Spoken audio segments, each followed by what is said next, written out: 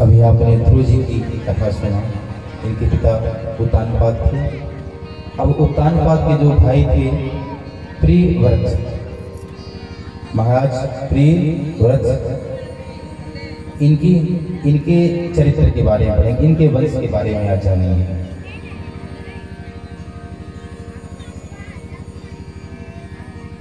प्रियव्रतो भागवत आत्मा रामः कथम मुनि गृहे अर्यमत्तन्मूल कर्मबंध पराभवा।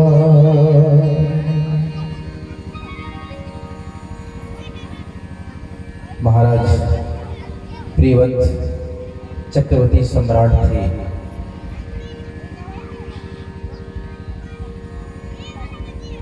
इनके 7 पुत्र हुए। आग्नित, किंजी, यज्ञबाहु, हिरण्यत्य, धृष्टवे, मेघातिथि इत्यादि। आग्नित के पुत्र, उनका जो बड़ा लड़का थे आग्नित, उनके 9 पुत्र हुए। उनमें एक पुत्र जो थे नाभि, जो अजनाभ खंड के मालिक थे, उनके पुत्र ऋषभदेव भगवान हुए। इन्हीं पात्रों के बारे में, इन्हीं के चरित्रों के बारे में आज हमको जानना है। आगे अभी और भी चरित्र मिलेगा। तो सबसे पहले जानते हैं कि प्रियव्रत महाराज जी का चरित्र कैसा था। महाराज प्रियव्रत एक बार सोचे कि ये जो रात्रि होता है इसको नहीं होना चाहिए। ये जो रात्रि होता है ना, इसको नहीं होना चाहिए।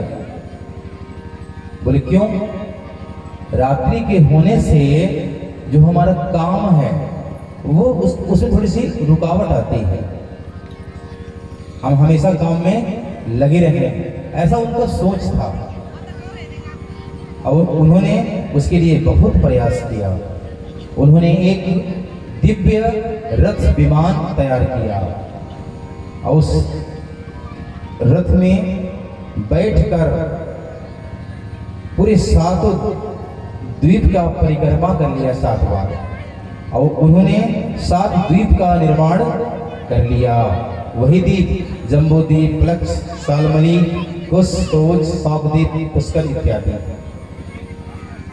और उन्होंने 7 सागरों की भी रचना कर डाली। उनका कहना कि रात्रि नहीं होना चाहिए।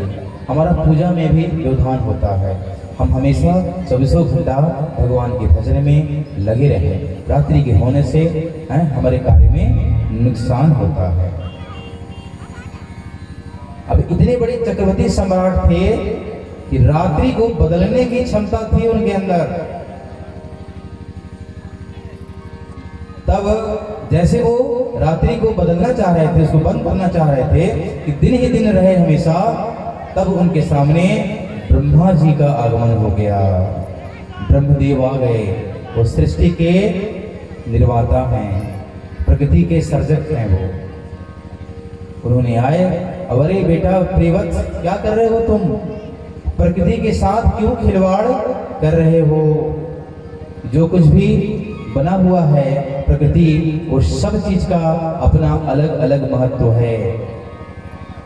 जैसे कोई चाकू है, चाकू हंसिया जो घर में होता है ना, वो क्यों बना है? ताकि हम उससे वस्तुओं को काटें, सब्जी इत्यादि काटें। उसके लिए चाकू बना हुआ है। वैज्ञानिकों ने बना दिया उसको कि चाकू से आप सब्जी काटो और कुछ काम करो। लेकिन कोई व्यक्ति ठान ले कि हमको सब्जी नहीं काटना है, बल्कि अपने गले को काटना है या दूसरे के गले को काटना है, तो उसमें बनाने वाले का दोष है क्या? बिल्कुल नहीं। प्रकृति ने, वैज्ञानिकों ने विभिन्न प्रकार की वस्तुओं को बना दिया है और सब वस्तु का एक अपना अलग अलग महत्व है। लेकिन आप उसका उपयोग किस तरह से करते हैं ये आपके विवेक पर, आपकी बुद्धि पर निर्भर करता है। ब्रह्मा जी ने कहा कि बेटा रात्रि है तो रात्रि का भी अपना महत्व है, हैं? 24 घंटा लोग जगे रहेंगे तो बीमार पड़ेंगे, अस्वस्थ हो जाएंगे, मृत्यु हो जाएगी, कितने दिन तक जग पाएंगे, हैं? इसलिए दिन का होना भी आवश्यक है और रात्रि का होना भी बहुत आवश्यक है।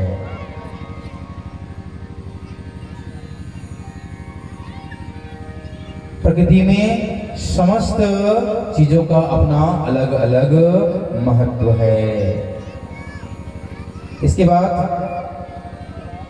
इनके कोई पुत्र नहीं थे। किनके? आग्नेय के। प्रियव्रत के पुत्र हुए आग्नेय, आग्नेय के नाभि, और नाभि के पुत्र हुए ऋषभदेव भगवान। पर जब इनका पुत्र नहीं था, नाभि जो प्रियव्रत के पौत्र हुए उनका पुत्र नहीं था, तो उसके लिए पुत्रेष्टि यज्ञ प्रारंभ हुआ। ब्राह्मणों के द्वारा पुत्रेष्टि यज्ञ आरंभ हुआ। नाभि की पत्नी का नाम था मेरु देवी। ब्राह्मणों ने पुत्रेष्टि यज्ञ कराया, भगवान नारायण का आगमन हुआ, भगवान प्रसन्न हुए और उन्होंने कहा कि भैया मांग लो, क्या वरदान मांगते हो। तो नाभि जी भी सकुचा रहे थे, वरदान मांगने के लिए भगवान से सकुचा रहे थे। तो उन्होंने ब्राह्मणों को इशारा कर दिया।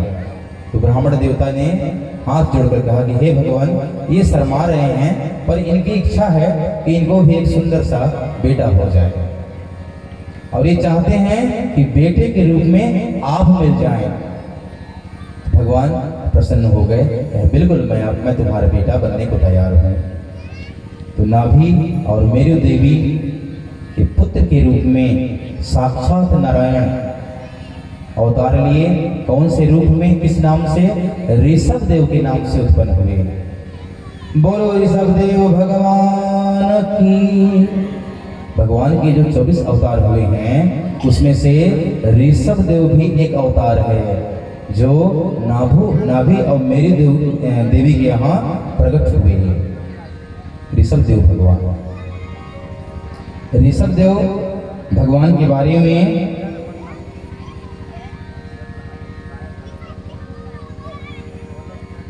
ऋषभ देव भगवान की विशेषता ये था, उनके अंदर ऐसा तेज, ऐसा ओज था कि उसको देखकर इंद्र को जलन हो गई।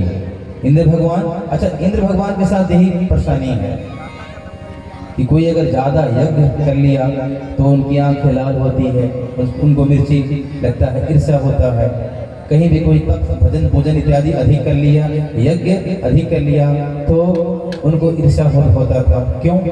कि अगर कोई 100 यज्ञ कहीं कर लिया, यज्ञ अगर संपन्न हो गए तो मेरा जो इंद्रासन का पद है वो छीना जाए। हर कोई चाहता है कि मेरा कुर्सी सलामत रहे, इसलिए वो यज्ञ को विध्वंस करने के लिए कभी घोड़ा चुरा लेना, कभी यज्ञ को विध्वंस करना, दुनिया भर के इधर उधर के काम वो करते, यज्ञ को विध्वंस करते थे। ऋषभ देव भगवान भी उनका जो तेज था उससे वो उनको जलन हो गई, और जब जलन हो गया तो उन्होंने बारिश कराना, बरसात कराना बंद कर दिया।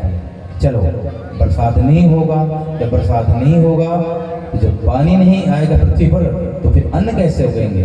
अन्न नहीं उगेगा तो फिर लोग खाएंगे क्या? कैसे गौ की सेवा होगी? कैसे जीवों का जीवन चलेगा? कैसे हवन इत्यादि पूजन होगा? कैसे देवता प्रसन्न होंगे? यानी हम पूरे सिस्टम को बिगाड़ना चाहते हैं। तो इंद्र भगवान ने ऐसा सोच लिया, लेकिन ऋषभ देव भगवान अपनी योग माया के प्रभाव से बिना इंद्र के उन्होंने पूरे अपने राज्य में बारिश करवा दिया। इंद्र बहुत शर्मिंदा हो गए, इंद्र बहुत शर्मिंदा हुए कि धन है, मैंने इनको क्या समझा था, हैं? साधारण ऋषभ देव समझ रहा था, पर ये तो साक्षात नारायण के अवतार है। क्षमा मांगते हुए और अपनी बेटी जिनका नाम जयंती था, तो जयंती का विवाह वो ऋषभ देव भगवान के साथ करा दिया। ऋषभ देव भगवान का 100 पुत्र हुए। उनमें से जो बड़ा पुत्र था उसका नाम था भरत। क्या नाम था बताइए? उसका नाम था भरत। उसी के नाम से हमारे जो देश का नाम जो भारत देश है, ये उसी के नाम से पड़ा। भारत देश का नाम वही भरत के नाम से भारत देश का नाम पड़ा। बोलो भारत माता की। अरे वाह भाई, भारत भूमि में रहते हो, इस भूमि का कितना उपयोग करते हो आप हैं? और धरती माता, भारत माता, जहाँ पर अन्न फसल इत्यादि उगते हैं, उसी में सोते, उसी में खाते, उसी में रहते। इस पृथ्वी का न जाने आप कितने प्रकार से दोहन करते हो, कितनी उपयुक्त है आपके लिए। ये आधार है, इसके नीचे तो जल ही जल है। ये नहीं होता जो आप कहाँ होते। और उसके नाम से जयकारा में कंजूसी। बोलो भारत माता की। ये बात है। अच्छा, अभी मुझे बात याद आई कि हमारे भारत भूमि में 4 भरत हुए हैं। ऋषभ देव के पुत्र भरत के नाम से इस देश का नाम भारत देश पड़ा। ये पहले भरत हुए। और दूसरे भरत भगवान राम के भाई भरत। रामचरित मानस का प्रसंग है, त्रेता युग की बात है। तो हमारे देश में जो दूसरे भरत हुए वो राम के भाई भरत हुए। ऋषभ देव के पुत्र भरत 1, राम के भाई 2, और एक और यहाँ एक और राजा थे, दुष्यंत और शकुंतला। क्या नाम था? दुष्यंत और शकुंतला।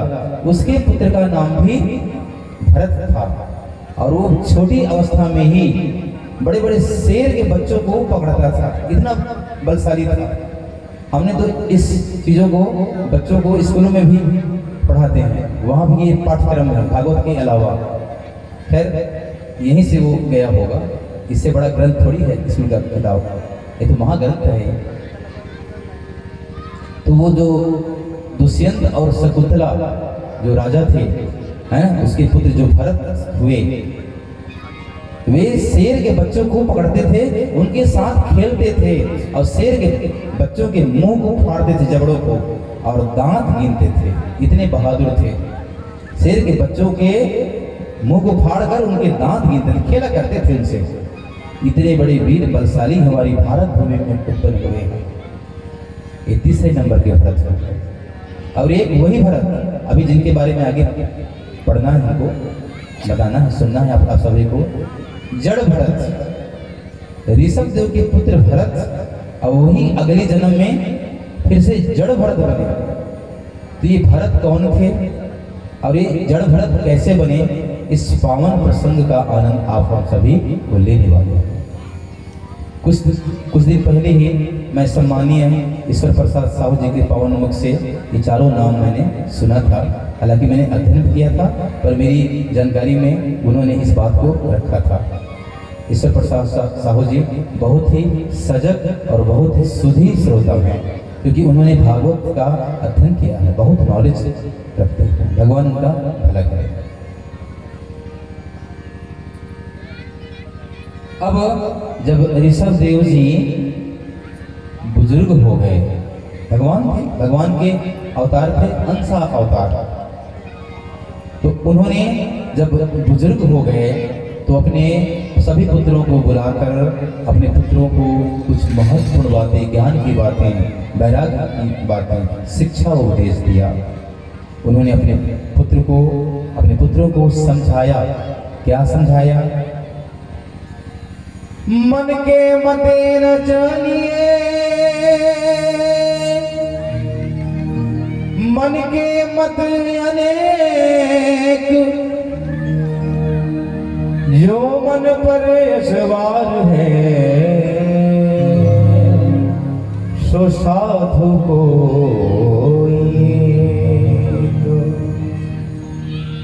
इसके भाव में कि जो कोई व्यक्ति अपने मन के हिसाब से चलेगा वो जीवन में धोखा ही धोखा खाएगा। क्योंकि ये जो मन है ये बहुत ही चंचल है।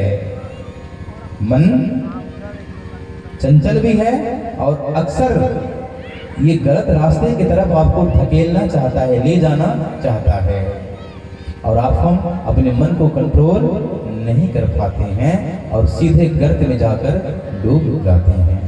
और जो भी व्यक्ति अपने मन पर कंट्रोल कर लेते हैं, उस मन के ऊपर सवार हो जाते हैं, उसको सवार नहीं होने देते हैं, मन को अपने ऊपर सवार नहीं होने देते हैं, बल्कि मन के ऊपर स्वयं सवार हो जाते हैं कि तू मेरे हिसाब से रहेगा, मन तू मेरे हिसाब से रहेगा। इस ऐसे इंसान को ही जितेंद्रिय इंसान कहा गया है। जिन्होंने अपने इंद्रियों को जीत लिया हो उसे जितेंद्रिय कहते हैं। जब इंद्रियों को हम जीत लेते हैं, 5 कर्म इंद्रिय, 5 ज्ञान इंद्रिय हमारे शरीर के अंदर है, इसमें सबसे खतरनाक है ये मन वाला। इसको जो कंट्रोल कर लिया ना, वो जीवन जीने की कला सीख गया, वो कभी भी जीवन में धोखा खाने वाला नहीं है। आगे उन्होंने अपने बच्चों को और भी उपदेश दिया, बेटा इस पृथ्वी पर जो ब्राह्मण हैं, ब्राह्मण देवता हैं, जिन्हें भूसुर कहा गया है, भू माने पृथ्वी, सुर माने देवता, इस पृथ्वी के देवता ब्राह्मणों को कहा गया है। तो तुम्हें कभी भी ब्राह्मणों की निंदा, ब्राह्मणों का अपमान नहीं करना चाहिए। उन्होंने बताया कि भगवान का जो अवतार होता है इन्हीं के लिए होता है, 4 खास लोगों के लिए विशेष रूप से होता है। कौन कौन? विप्रधेनु सुर संत हित, लिंग मनुज अवतार, निज इच्छा निर्मित तनु, माया गुण गोपाल, परित्राणाय साधूनां, विनाशाय च दुष्कृतां, धर्म संस्थापनार्थाय संभवामि युगे युगे। विप्र अर्थात ब्राह्मण जो पूजनीय होते हैं, जो आप हम सबको पूजन पाठ, धर्म कर्म इत्यादि संस्कार कराते हैं, पहला। दूसरा धेनु अर्थात गौ माता, जो समस्त अंगों से मनुष्य जाति उसका दोहन करते हैं, दूध दही माखन गोबर गौमूत्र इत्यादि प्राप्त होते हैं, उसे माँ कहा गया है। गाय को माता कहा गया है, और पशुओं को तो नहीं कहा गया है, तो गाय के अंदर कुछ विशेषता होगी इसलिए उसको गौ माता कहा गया है। तीसरा सुर, सुर अर्थात देवता, और चौथा संत यानी आप सभी। संत का अर्थ है सज्जन व्यक्ति। आप सभी नहीं है क्या सज्जन? आप सभी सज्जन ही तो हैं जो सही रास्ते पर चले। अगर सही रास्ते पे नहीं चलते तो भागवत कथा में आते ही नहीं।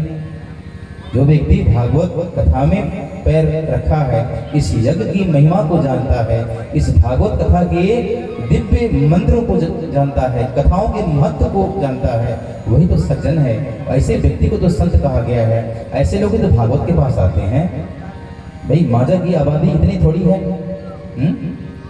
सरवोका का, बानपारा का, अम्मापुर का, इतने हैं क्या? लेकिन सब जगह से गिने चुने लोग ही आए हैं कथा सुनने के लिए, क्योंकि भगवान जिन्हें बुलाते हैं तो वही आते हैं।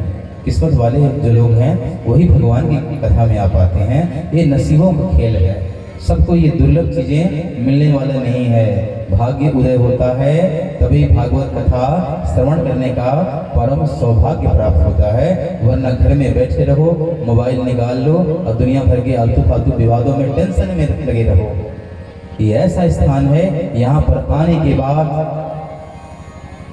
आपके अंदर जो मानसिक टेंशन है, मानसिक परेशानी है, आप चिंता शोक में बैठे हुए हैं, व्याकुल हैं, व्यथी हैं, दुखित हैं, क्योंकि संसार दुखालय है, संसार में दुख ही दुख है।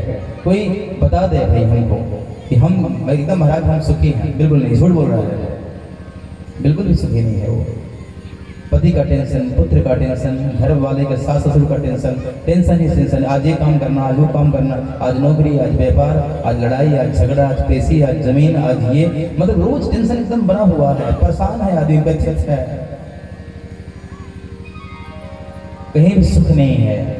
अगर शांति और सुख है तो वो श्री बांके बिहारी लाल की कथा में, उनके यज्ञ में, मंदिरों में, धार्मिक स्थानों में जहाँ पूजन यज्ञ इत्यादि हो रहे हों, ऐसे स्थान में ही मन को सुकून मिलता है, शांति मिलता है, आध्यात्मिक आंतरिक शांति प्राप्त होता है। बाहरी शांति तो मिल जाएगा आपको, लेकिन अंदर में जो दावा अग्नि जल रही है उसको कैसे शांत करोगे आप? ऐसे दिव्य कथाओं को सुनने से ही जो आध्यात्मिक शांति है उसकी प्राप्ति होगी।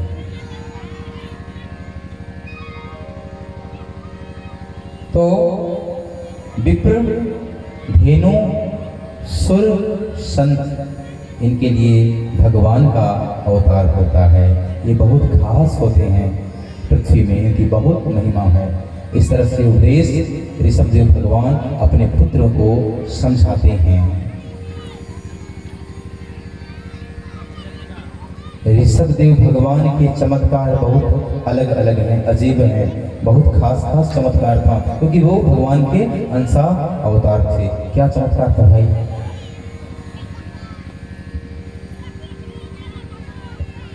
ऋषभदेव भगवान ही जैन धर्म को उत्पन्न करने वाले प्रथम तीर्थकर हैं। आपने सुना है हिंदू धर्म, ईसाई धर्म, मुस्लिम धर्म, बौद्ध धर्म, जैन, पारसी इत्यादि बहुत सारे धर्म हैं। उसी प्रकार एक धर्म है जैन धर्म, हमारी हिंदू संस्कृति से वो मिलता है, हमारी हिंदू संस्कृति से मिलते हैं। उनके जो संत होते हैं वो नागा होते हैं, कपड़े नहीं पहनते हैं, संसारिक चीजों में रहकर भी संसार से दूर रहते हैं जैन मुनि, और अपने मुंह में सफेद पट्टी बांध के रखते हैं। क्यों? या अगर हम सांस ले रहे हैं, जैन मुनि एक तो नागा रहते हैं और दूसरा अपने मुंह में पट्टी बांध के रखते हैं, हमेशा मौन रहते हैं। क्यों? अगर भूल से भी हम अगर सांस ले रहे हैं और सांस लेते वक्त कोई भी कीट पतंग, छोटे मोटे जीव जो आंखों में दिखाई नहीं देते हैं, हमारी सांस लेने से अगर वो जीव हमारे शरीर के अंदर चला गया और उसकी मृत्यु हो गई तो उसकी पाप के जिम्मेदार कौन होगा? इतना बारीकी सूक्ष्म विश्लेषण करने वाले, इतनी बारीकी जांच करके जीवन जीने वाले जैन मुनि हुए हैं, जिसको हमारे भागवत के नारायण जो हैं वो उनके जो अवतार हैं ऋषभदेव भगवान, उन्होंने ही इस धर्म को उजागर किया है। तो जैन धर्म के प्रथम तीर्थकर हैं ऋषभदेव भगवान जी। इन्होंने अष्ट सिद्धि को भी ठुकरा दिया। और हमको अगर रास्ते में 5 रुपए का 1 रुपए का सिक्का भी मिल जाए तो दौड़ के उसको हम छप लेते हैं। हाँ, तुमको जाने नहीं दूंगा, मेरी संपत्ति है, कोई देख तो नहीं रहा है, तुरंत जाके हाथ मार लेंगे। चंद पैसों के लिए हम परेशान रहते हैं। अब इनके पास अष्ट सिद्धि था, अड़िमा, गड़िमा, महिमा, लघिमा, गरिमा, प्राप्ति, प्राकट्य, सत्व, सिद्ध इत्यादि। सिद्धि का अर्थ है 8 प्रकार की सिद्धि होती है। सीता माता ने हनुमान जी को ये अष्ट सिद्धि का वरदान दिया था, इसलिए हनुमान जी जब लंका में गए तो विभिन्न प्रकार के रूप धारण कर लिए। जब वो, अब देखिए, मानो शरीर है, बंदर का शरीर है, लेकिन वो बताइए जब वो समुद्र से जा रहे थे तो ऊपर उड़ के जा रहे थे। एक आदमी कैसे उड़ेगा भाई? एक बंदर कैसे उड़ेगा उतना ऊपर, समुद्र के ऊपर उतना दूर जा पाना? ये अष्ट सिद्धि का प्रताप था। वहां जाने के बाद छोटा सा रूप ले लिए, लंकनी को पीटे। इतना छोटा रूप कैसे ले लिए अचानक? फिर विशाल रूप ले लिए सुरसा के सामने। ये कैसे संभव हुआ? किसी को वशीकरण कर लेना। अष्ट सिद्धि के बहुत सारे गुण हैं। अपने रूप, आकृति, गुण इत्यादि को छोटा बड़ा करने की सामर्थ्य होती है। ऐसे अष्ट सिद्धि को भी ऋषभ देव भगवान ने ठुकरा दिया। क्यों? आजकल के जो पंडा होते हैं, छोटे मोटे तंत्र मंत्र सीख लिए, टोना टामर कुछ भी इत्यादि, तो अपने आप को बहुत बड़ा एकदम भगवान का भक्त समझ लेते हैं कि मुझसे बड़ा कोई नहीं है। छोटे मोटे चमत्कार सीख लिए तो अपने आप को सर्वश्रेष्ठ तांत्रिक, सर्वश्रेष्ठ शक्तिमान समझ बैठते हैं। ऋषभ देव भगवान को 8 प्रकार की सिद्धि प्राप्त था। उन्होंने सिद्धियों को ठुकरा दिया। क्यों? क्योंकि सिद्धि जब आएगी तो साथ में मोह को लेकर आएगी।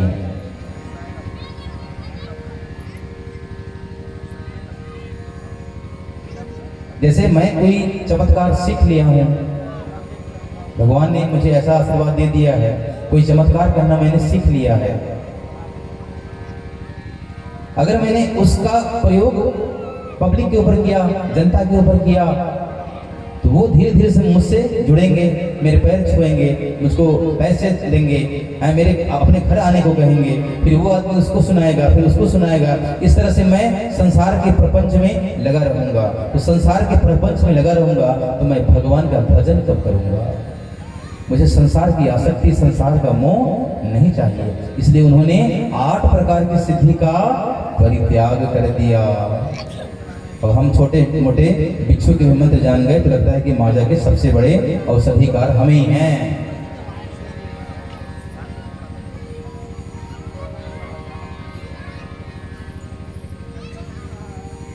जो नागा का जो स्वरूप चला है वो इन्हीं से, ऋषभ भगवान से ही नागा का स्वरूप चला है। वैराग्य जीवन जीते थे, एकांत प्रिय थे। जहाँ कहीं भी अगर भीड़ हो गया, उनके सिद्धियों को जानकर, उनके चमत्कार को जानकर, जहाँ पब्लिक इकट्ठा हो गए वहाँ से वो धीरे से निकल लेते थे कि भैया मुझे संसारिक प्रपंच में फंसना नहीं है, मुझे तो भगवान का स्मरण करना है, भगवान को याद करना है। ऐसे वैराग्य होते हैं।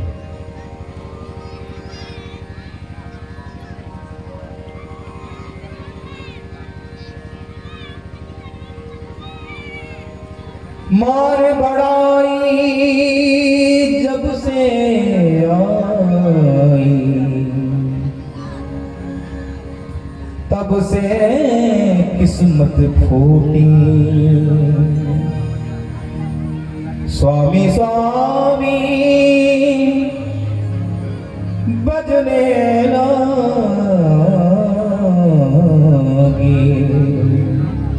लगन राम से छूटी।